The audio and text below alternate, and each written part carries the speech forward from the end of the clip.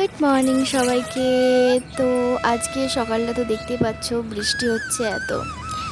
তো এখানে সবাই আমরা বসে বসে বৃষ্টি দেখছি ঘুম থেকে উঠে। আর সোনা বৃষ্টি হলে একটু জানালার কাছে এইভাবেই দাঁড়ায়, কারণ ওর বৃষ্টিতে ভিজতে দারুণ লাগে। একটু টিপ টিপ করে ওর গায়ে এসে পড়ে, ওর সেটাই ভালো লাগে।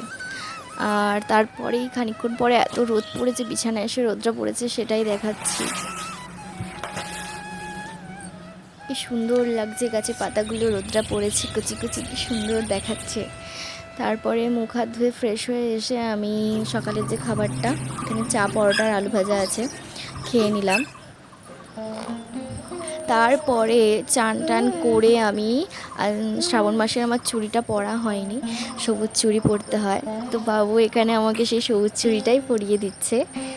তো খুব আনন্দ লাগছিল, খুব ভালো লাগছিল যে আমি কবে থেকে সবুজ চুড়ি পরবো ভাবছিলাম, সেটা পরা হয়নি। তো ফাইনালি আমি অর্ডার দিয়েছিলাম, সেটা চলে এসেছে আর বাবু আমাকে পরিয়ে দিচ্ছে। আর পাশে সোনাকে দেখো, ও চুড়ি পরবে বলে কি কাঁদছে।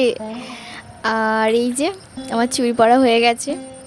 মাতা পার্বতী শিবের জন্য পড়েছিল আর আমি পড়েছি আমার বরের জন্য।